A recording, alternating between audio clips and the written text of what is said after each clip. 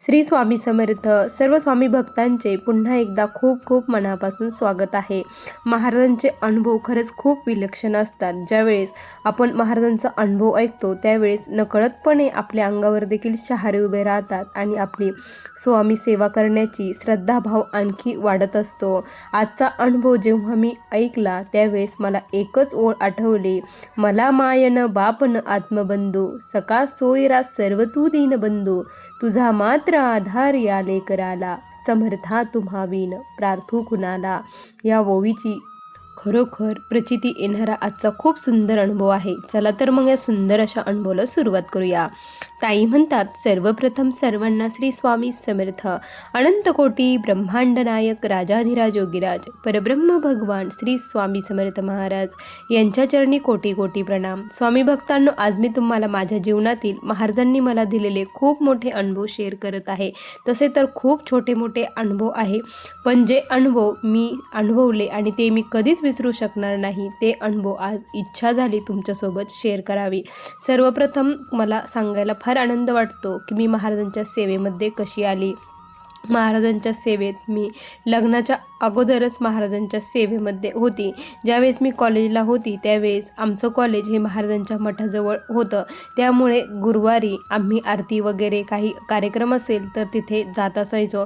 तेव्हापासूनच महाराजांचं वेड आम्हाला लागलेलं होतं. मी काही सेवा वगैरे मात्र काही करत नव्हती, पण म्हणतात ना की जेव्हा जेव्हा आपल्यावरती संकट येतं तर आपण एक जी काही अदृश्य शक्ती असतो तिला बोलवत असतो आणि माझ्या मुखामध्ये नकळतपणे श्री स्वामी समर्थ हे नाव निघून जायचं. असे हे गेले. मी MPSCची तयारी करत होती. MPSCची तयारी करत असताना मी एक फॉर्म भरला. तो फॉर्म भरल्यानंतर माझा पेपर दुसऱ्या दिवशी होता, तर आदल्या दिवशी हॉल तिकीट आलं. माझा पेपर पुणे येथे आलेला होता. पेपर पुणेला आला. मग मला खूप टेन्शन आलं की आता कसं जायचं, पण ठीक आहे म्हटलं की आजच जावं लागेल.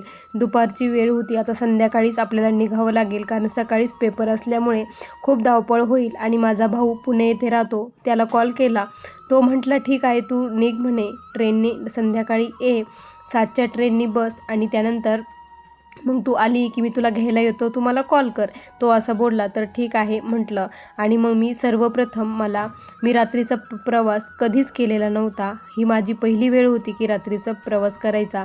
वडील म्हणत होते की मी सोबत येतो, पण वडिलांनाही दुसऱ्या दिवशी खूप महत्त्वाचं काम होतं, त्यामुळे तेही येऊ शकत नव्हते. आणि मग आईचीही तब्येत बरी नसल्यामुळे आई ही म्हटली मी पण येऊ शकत नाही. तर मी म्हटलं काही काळजी करू नका, महाराज माझ्यासोबत आहे, मी व्यवस्थित जाईल असं मी म्हटले. आणि मी एकटीच निघाले. मनातून तर खूप भीती वाटत होती, पण सर्वांना असं दाखवत होती की मला कशाचीच भीती वाटत नाही. त्यामुळे घरचे म्हटले की तू जा म्हणून. आणि मग माझी ट्रेन होती, 7 वाजता ट्रेन होती. मी ट्रेन पकडली. ज्यावेळेस संध्याकाळची वेळ होती, ट्रेनमध्ये प्रवेश केला त्यावेळेस खूप मला भीती वाटत होती. त्यानंतर मी ट्रेनमध्ये बसली तर बघितलं तर ट्रेनमध्ये सर्व माणसे होती. एकच कुटुंब होतं, त्यामध्ये लेडीज होती, बाकीचे सर्व जेंट्स होते. त्यामुळे आणखीच भीती मला वाटली. मी ज्या लेडीज होत्या त्यांच्या सीटवरती बसले. त्यांची आणि माझी गप्पा सुरू झाल्या आणि ते लोणावळा येथे ते उतरणार होते. लोणावळा स्टेशनपर्यंत ते होते. त्यावेळेस मला धीर आला, पण तिथून पुढे कसं करायचं खूप टेन्शन आलं की लोणावळ्याच्या नंतर आपण कसं जाणार. मग मी म्हटलं आता काय करावं. महाराजांचा धावा सुरू केला. नकळतपणे महाराजांचं श्री स्वामी समर्थ हा मंत्र सुरू झाला. त्यानंतर मग आमच्या गप्पा झाल्या. त्यांच्याकडे एक छोटी मुलगी होती, तिच्या आणि माझ्या गप्पा खूप छान झाल्या.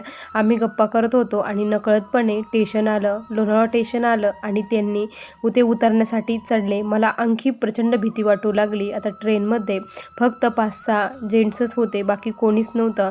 मला खूप प्रचंड भीती वाटायला लागली. महाराजांचा धावा सुरू केला. त्याच वेळेस खिडकीतून जेव्हा मी बाहेर बघितलं त्यावेळेस 4-5 जे मुलं होते ते मला दिसले आणि त्यांची आणि माझी एक नजर झाली. आणि मी लगेच खाली बसली आणि खाली वाकून बसली. आणि त्यानंतर थोड्या वेळाने बघितलं तर जे मुलं मला स्टेशनवर दिसले होते ते मुलं त्या डब्यामध्ये त्यांनी प्रवेश केला होता. माझं पूर्ण अंग थरथर कापत होतं, घामाने पूर्ण ओलीचिंब झाले होते, पण मी त्यांना दाखवत नव्हते की मी घाबरले आहे. ते पुढच्या सीटवरती जाऊन बसले. मला खूप भीती वाटत होती. सारखं महाराजांचा धावा करत होती. वेगवेगळे मनामध्ये खूप सारे प्रश्न येत होते की काय होईल काय नाही. आणि खूप कळवळून महाराजांना मी विनंती करत होते, महाराजांचा महाराजांचा धावा करत होते, तारक मंत्र बोलत होते, श्री स्वामी समर्थ मंत्र म्हणत होते. मोबाईललाही रेंज नव्हती.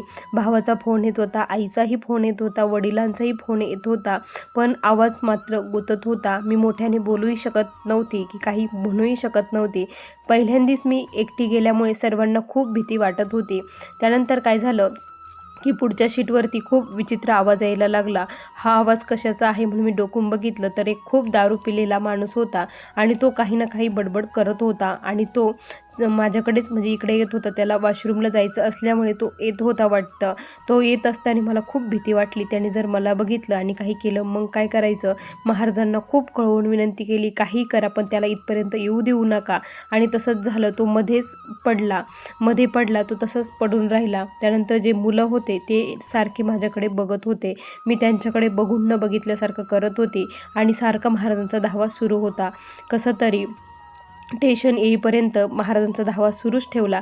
त्यानंतर स्टेशन आलं आणि मी पहिली शिवाजीनगर येथे आल्यानंतर माझ्या भावाला फोन केला की मी शिवाजीनगर येथे पोचली आहे. मग त्याने सांगितलं की ठीक आहे मी लगेच येतो. मग तो मला घेण्यासाठी आला. मी जेव्हा उतरली आणि मी तिथे उभा होती त्यावेळेस ते जे मुलं होते ते देखील उतरले आणि मी पुढे चालायला लागली. तेही माझ्या मागे चालायला लागले. मला प्रचंड भीती वाटायला लागली. आणि त्यानंतर काय झालं की ते जिथे हे होतं पोलीस स्टेशन होतं, पोलीस स्टेशनच्या जवळ आली. मग मला थोडंसं धीर आला. मग मी त्यांना बोलली की का बरं तुम्ही माझ्या मागे येत आहात, तुम्हाला काही कळतं की नाही, एक मुलगी दिसली की लगेच तिला हे करता, असं मी खूप जोरात बोलली. कारण मला पोलिसांचा तर आधार होता, मी पोलिसांकडे जाईल असं त्यांना म्हटले. त्यावेळेस ते हसले आणि म्हटले, ताई तुम्ही खूप मोठ्याने श्री स्वामी समर्थ म्हणत होता, तुमचं श्री स्वामी समर्थ आम्हाला खूप आवडत होतं आणि आम्ही ते ऐकण्यासाठी तिथे बसलेलो होतो आणि आता तुम्ही कुठे जाता आहात हे आम्ही बघितलं, तुमची काळजीसाठी आम्ही आलेलो होतो असं ते म्हटले. आणि ते दोघंही तिथून मग जेव्हा माझा भाऊ आला मी गाडीवरती बसले आणि त्यानंतर ते दोघं तिथून निघून गेले. तोपर्यंत तिथेच थांबलेले होते. आता हे दोघं असे बोलले, माझ्या मनामध्ये तेच प्रश्न घुमत होते की मी तर हळू आवाजामध्ये श्री स्वामी समर्थ म्हणत होते, मग यांना एवढ्या मोठ्या आवाजात कसं ऐकू गेलं. मी भावाला काहीच सांगितलं नाही. वहिनी घरी गेल्यानंतर वहिनी म्हटल्या, काय झालं, चेहरा खूप सुकला आहे तुमचा, तुम्हाला टेन्शन आलं आहे का पेपरचं. म्हटलं नाही, काही नाही. तर त्या म्हटल्या निवांत झोपा, जेवण करा आणि निवांत झोपा, सकाळी तुम्हाला छान पेपर जाईल. म्हटलं ठीक आहे. मग मी सकाळी उठले, पेपरला गेले, पेपर खूप छान झाला. घरी आले. त्यानंतर पुन्हा मग भावानी मला सोडलं. भावाने सोडल्या, मी घरी आले. घरी आल्यानंतर माझ्या मनातून ते जातच नव्हतं की ते लोक असे का बरं म्हटले आणि काय नेमकी होतं. म्हणून मग मी त्या दिवशी मठात गेली. तिथे जे गुरुजी होते त्यांना भेटली आणि त्यांना माझ्यासोबत घडलेलं सर्व काही सांगितलं. त्यावेळेस ते म्हटले, तू किती भाग्यवान आहे, प्रत्यक्षात महाराजांनी त्यांचे दूत तुझ्या संरक्षणासाठी पाठवले होते. हे ऐकून माझ्या कानावरती मला विश्वासच बसायना की खरंच हे असं झालं का. कारण मी खूप कळवळून महाराजांना विनंती करत होते आणि खरंच महाराजांनी त्यांना पाठवलं. मला असं नंतर फील झालं आणि मग मी खूप रडली की स्वामी खरंच तुम्ही आहात आणि प्रत्येक भक्त जो कोणी तुम्हाला मनापासून हाक मारतो त्याच्या संकटामध्ये तुम्ही धावून येतात. त्यानंतर मग मी महाराजांची सेवा कधीच सोडली नाही. आणि विशेष म्हणजे स्वामींच्या कृपेने जो पेपर मी दिला त्यामध्ये माझं सिलेक्शन देखील झालं. 2 मुलं माझ्या पुढे होती, मी वेटिंगला होती आणि त्यासाठी ते माझं तिथे नंबर लागण्यासाठी मी खूप आटोकाट प्रयत्न करत होती आणि त्यासाठी मी गुरुचरित्राचे पारायण केले, 108 स्वामीचरित्र पारायण केले आणि स्वामींनी अशी काही लीला केली. डॉक्युमेंट व्हेरिफिकेशनमध्ये 2 मुलं हे आलेच नाही, त्यामुळे त्यांचं रिजेक्ट झालं आणि त्यांनी मला घेतलं. महाराजांनी मला जॉब दिला आणि खूप छान मला वाटलं. त्यानंतर माझं लग्न झालं. लग्न झाल्यानंतर मी पुणे येथे आले. पुणे येथे आल्यानंतर सर्व काही व्यवस्थित सेटल होतं. पण माझ्या मिस्टरांचा स्वभाव हा खूप विचित्र होता. अगोदर ते असे नव्हते, पण लग्नाला 6 महिने झाल्यानंतर ते माझ्याशी खूप वेगळ्या पद्धतीने वागायला त्यांनी सुरुवात केली. मला खूप टेन्शन यायचं की असे का बरं करता म्हणून. प्रत्येक गोष्टीमध्ये बारीक बारीक लक्ष देणार आणि प्रत्येक गोष्टीत संशय घेणार, संशयवृत्तीने माझ्याकडे बघणार. मी त्याच्याकडेच बघितलं, तू असंच केलं, तू बाहेर असंच करते, असेच कपडे घालते. ही खूप मला टॉर्चर, असं मानसिक त्रास खूप होता. पैसे वगैरे भरपूर जे नाही ते देणार, पण मानसिक टॉर्चर आणि मानसिक त्रास मला खूप होता.